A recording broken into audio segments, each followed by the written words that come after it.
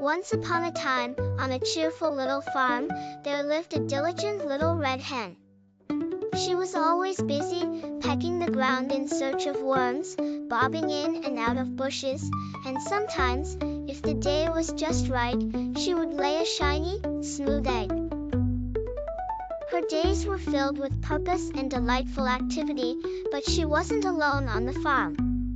The little red hen had 3 friends, a fluffy cat who loved basking in the sun, a playful dog who preferred lounging in the shade, and a grand horse who was ever so content watching TV all day long. Unlike the little red hen, these friends didn't fancy working hard. One sunny morning, while the little red hen was hopping about, she stumbled upon a bright and juicy raspberry bush. Her eyes sparkled with delight as she exclaimed, "Raspberries! Yum, yum, yum! We can make a raspberry cake."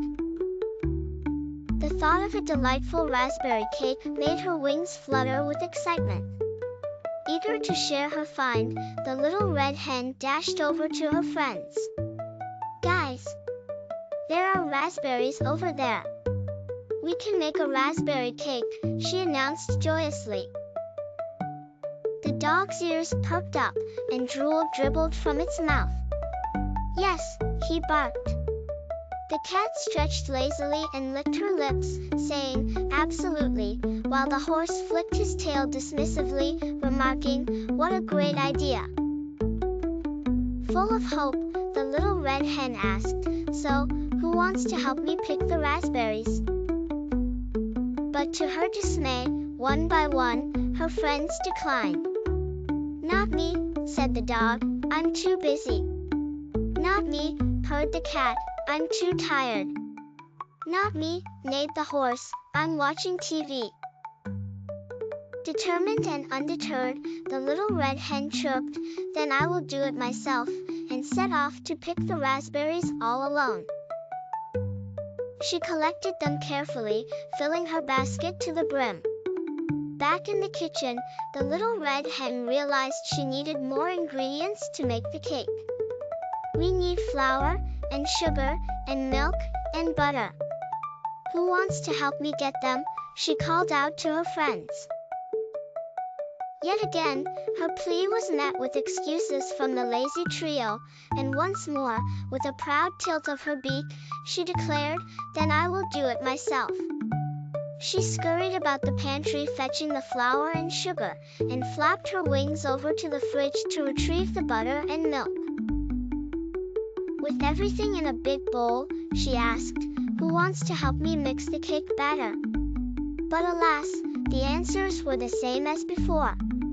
"Not me," said the dog. "Not me," said the cat. "Not me," sighed the horse. Proudly, the little red hen announced, "Then I will do it myself." She mixed the batter until it was as smooth as butter and as creamy as milk, gently stirring in the raspberries she had picked with so much care. Once the batter was ready, she poured it into a cake tin and placed it in the oven, finishing her task all by herself. As the cake baked, a delicious aroma wafted through the farm, tickling the noses of the dog, the cat, and even the absorbed horse. They all bounded into the kitchen, drawn by the sweet scent. The little red hen carefully removed the golden cake from the oven, placing it on a plate with a final touch of sprinkling sugar. "So, who wants to help me eat this cake?" she asked, eyeing her friends. "Me," barked the dog eagerly. "Me," purred the cat sweetly. "Me," neighed the horse, his eyes glued away from the TV at last. The little red hen shook her head with a quiet satisfaction. "I don't think so," she chuckled softly. "You would not help me make this cake, so you will not help me eat it." And with that, she held her cake high, scooted away, and enjoyed every berry-filled crumb all by herself.